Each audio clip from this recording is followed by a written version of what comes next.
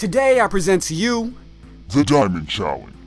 With all these locker codes out there and VC being exchanged, I was bound to run into the all-diamond starting lineup. This team is even more stacked than the last two stacked teams I went up against. And it's coming to you courtesy of Mike the Bulls fan. Kobe, Jordan, LeBron, Tim Duncan, and the one and only Kevin Durant. That is 25 signature skills in the starting lineup. I would need 9 players to hit that number. That's crazy. And this game is not going to be easy. Sure, I got the easy quick score with Shaquille O'Neal. I like to test people out if they're going to leave the center wide open like that. But this guy, I don't know how to stop Diamond Jordan. It's not him. It's not just him. I played against Diamond Jordan 3 times, and I have had no success at just neutralizing him. I stopped Diamond KD. I've stopped Diamond LeBron on video. Diamond Jordan, though, he's been an issue from the start. I have no answer, no remedy for him. He feels like I'm playing against a hacked my player. That's what it reminds me of Crew.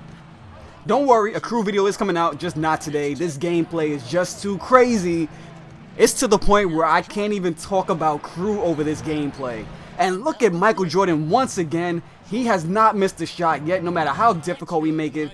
Diamond Kobe, he's playing point guard. It's just an uphill battle from the start. All the signature skills, all the good players in their 90s. All of the defensive mismatches like Kevin Durant and Kobe Bryant playing out of position. It's rough. It's rough. And even when I'm stealing the ball, he's still getting it. That looked like he planned that assist out somehow. Diamond Jordan has not been stopped yet. And I'm a defensive guy, but I can't stay in front of him. I'm switching between Pippen, I'm switching to Shaq, and I'm just having a really tough time. Shaq has been our one glimmer of hope so far. He's the only one who came to play at this moment. Look at what I just went for. Does that look like me? Does that look like me pulling something like that? I can barely play offense at this point. And I'm even missing my alley-oops. Oh, this is just all types of nasty. And I set a charge perfectly right there. Jordan simply said, I don't care. He knocked Kevin Love over and said, what you gonna do about it? Did not care at all. Come on, ref, what's with these superstar moves? But we're playing defense, and I'm going back to my bread and butter, the alley-oop. You guys know I love my alley-oops. And I got a couple of negative comments from non-subscribers the other day about the alley-oops. I don't see why people think that this is just like the easiest thing, the most efficient way to score or something like that, as if like this is even new for me. I've been throwing alley-oops since 2K12. Like, I mean, you know, 2K11, I didn't really throw that many to be safe on fast breaks, but I've been consistent with them for a long time now. And I caught him with another charge. I should have had the steal before that, but luckily I was able to switch because he likes to dunk on people. He doesn't like to go around and finesse it. He wants to dunk, so I'm ready for him. But I was saying about the alley-oops, people just assume that they're unstoppable, they're OP because I did them so many times in my last 2 videos. If alley-oops was so easy, don't you think you would see people throwing them like crazy against me? All you need to do is worry about that was a nasty dunk by Pippen. That was nasty. But if alley-oops was so easy, don't you think anybody would do it? Because when you do it to them, or when you catch a charge on them, they want to do it right back to you. That's just natural. That's what happens. But it's all about positioning, and it's a combination of positioning and also timing. Because if you're playing the guy on ball, just time it for when he's most likely to pass the ball. And if you're playing the guy off ball and you're trying to go stop the alley-ooper, either get in his way or set the charge early. They won't jump or they'll get a foul. Like, and if you're going to talk about the standing alley-oops, I only do that when the guy's ODing playing off ball. Like, if it's to the point where you are not guarding me at all, you're going to slip up and I'm going to get an easy dunk. If you are guarding me, the computer's not going to let it up. So, like I said, I don't see why people complain. People always want to complain. I put out a video last year talking about how everybody whines about cheats. Caught him with another one. His point guard's about to be out of these games on these charges. I got to do anything I can to slow him down because I'm down by 4 at the moment. But I was saying that I put out a video last year talking about how everybody whines about cheese, and the thing is, anything can be adjusted for. Why do you think I don't let somebody just dominate me for 24 minutes? Like, you know, pretty much just what I'm trying to say is stop making excuses. And just because something looks easy doesn't mean it always is. And right here is proof that 2K, they like to reward their people who spend money. Because that made no sense at all. First off, Kobe Bryant had the craziest animation I've ever seen for a steal just now. And on top of that, his rating at best is like what, like a 78 or something like that, 76. I don't know exactly what it is, but I know it's not an 80.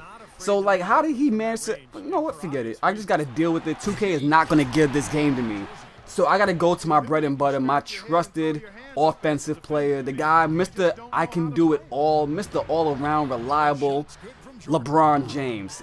Once again, I went for a charge because like I said, this guy, he doesn't want to go around me. He doesn't want to finesse. He doesn't want to go for hop steps or Euro steps. He wants to dunk on me. And if he's going to run into the paint directly at me, why would I not go for a charge? That's what would happen on any NBA team in real life. And although I've only got a few of them, you know, they came in handy because we're going into the half with a 39-point lead. I slowed him down immensely because he was just scoring at will in that first quarter. He hits the fadeaway with Jordan. He likes to shoot the fadeaway with Jordan and Kobe, and that's a smart idea. That's something I would do myself if I had those guys, because it's really hard for a guard or a forward, especially a point guard since he has Kobe playing out of position. Like, it's really hard to guard that. He did it once again. It's effective. Why stop? His Jordan scored on layups. His Jordan scoring on jump shots, post shots. Like, it's really hard to get away from him at this. I mean, to stop him. So I'm gonna have to like play a combination of on-ball and off-ball defense because his defense is like top-notch, and I can't let him get fast breaks. But if I can't stop the fast breaks, I can at least limit the amount of times he gets to touch it by playing as Scottie Pippen myself. I'll let him worry about the computer and do whatever he has to do to try to create his own space. And we get a quick steal. I could have taken it just now with Shaq. I wasn't expecting him to be out of position. But Scottie Pippen, once again, he's trying to show that he's here for more than just defense. He was my top offensive player, as limited as his skill set is, before LeBron James came. And speaking of LeBron James, he drew both defenders towards Gary Payton. I had to throw that alley-oop. Let's get some momentum going back our way. And then LeBron again. LeBron is on fire. You can't stop this man. We took the lead just now. 51-49. But he's not going to stop there. He has all these diamond players, all these megastar diamond players, so I just got to make his job as hard as possible. I'm not going to win all these battles. But LeBron James is unconscious right now. This man is single-handedly keeping us in this game offensively. Scottie Pippen and Shaq are doing it defensively, but LeBron James, I put the ball in his hands. I told him, you the chosen one. Take us to the promised land. I don't know why that pass went so slow to Stephen Curry, but LeBron James with the and one. We have a 4-point lead in the third quarter. LeBron James, you gotta play this whole game. I'm afraid to take him out at this point. It's pretty much LeBron versus diamonds. And Sean Kemp with another standing alley-oop. He likes to come and help with his defense. And if you're gonna keep doing that, I'm gonna keep throwing that. And if anybody has something to say, tell me one reason why it makes no sense to throw it to a wide open player. He could have dunked it any other way he wanted to regardless. But I'm just trying to protect the ball because he likes to spam steal and the game is not giving it to him. Like, I'm not really trying to post him up at half court. I just don't want to get the ball stolen from me. And he stopped that alley-oop after a couple of consecutive alley-oops, and he had his players waiting all the way down court. Nothing I could do about that. He managed to cut the lead. But now we're back up to 5. Only less than a minute in the fourth quarter. He over-aggressively pursued me at half court, and he got posterized for that. And LeBron, he's still playing defense. He's still playing offense. He is my entire team right now, and he knows it's coming, but he can't stop it. Just like how I couldn't stop that just now. Like, every single time with Westbrook, he tried to drive it in with the exception of one jump shot, and it's, oh, that was a nasty block. That was a nasty block. Ooh, Sean Kemp. People don't realize he's more than just Duncan. He has a great post game. People don't realize that I put him in as my defensive, like, he's my standout defensive power forward out of all the power forwards I have in 2K. And the only reason Kevin Love starts over him is just for floor spacing. If my team was based around offense instead of defense, I would just have a shooting backcourt, and I would be able to put the Rain Man there as my starting four, but I need that floor spacing from Kevin Love. Also, he has a high rebounding rating. Shaq probably could have went for the block because he wasn't trying to posterize me, but just to be safe, I got to show this guy that you have to switch up your gameplay. You're not going to keep running into me, and now he's frustrated. He's going for steals. See, after he got his charge, that's 1 foul. That's 2 fouls. Now he's trying to go for a charge of his own in the backcourt. That's 3 fouls. He's trying to get me into the bonus. And I have no problem. He's going for another one. Like, haven't you learned your lesson? That's 3 fouls in 10 seconds. So I throw another alley-oop to Sean Kemp, the Rain Man. Man, people know I love Sean Kemp. If I would have had him in 2K13, it would have been a wrap because that was my weakest position. And now, there's no looking back. And we're up to almost at the 3-minute mark. And you know what that is? That's clutch time. That's when 4 of his starters activate their personality badge closer and all their offensive ratings go up by 12. It's not going to be easy doing this, always easier said than done, but I got to be perfect, just like on defense just now. And he almost stole the ball back.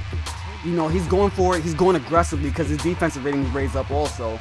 He went for a charge because he's getting desperate. When people do stuff like that, he's spamming steal, he's spamming charges. He's playing unlike he was earlier in the game because he's nervous. I'm up by 6 and we have 2 minutes to go. And Scottie Pippen posterizes me again. Why do I keep letting Scottie Pippen through the lane? Like, he's deceptively fast. I don't know, maybe he got quicker as he got older. It wouldn't make sense to me, but you know, I guess it's not 2K logic. I'm calling for the pick and roll, trying to switch it up a little bit at the end, and I managed to pull off the impossible looking shot with LeBron James. No foul given to LeBron, but he still puts it in because I gotta close him myself, my superstar. And I chased him down from half court with the big man David Robinson. We're playing that superstar clutch defense. And going back down court, I reward my other big man, the Rain Man. Kemp with the alley. We're up by 6. Just under a minute and 20 seconds to go. I'm doing anything I can because I refuse to let this momentum system take over. I'm going to guard you myself. I'm going to make sure that you have to get the ball out of your hands. And then we get another block. This time it's our ball. That is the game. My first diamond challenge and I won it, baby. Yeah. LeBron James, of course, the player of the game. He willed us through the 2nd, 3rd, and 4th quarter. He just took off like a locomotive out of nowhere. Went from 4 points to 30. That's crazy. We won this game shooting 74%.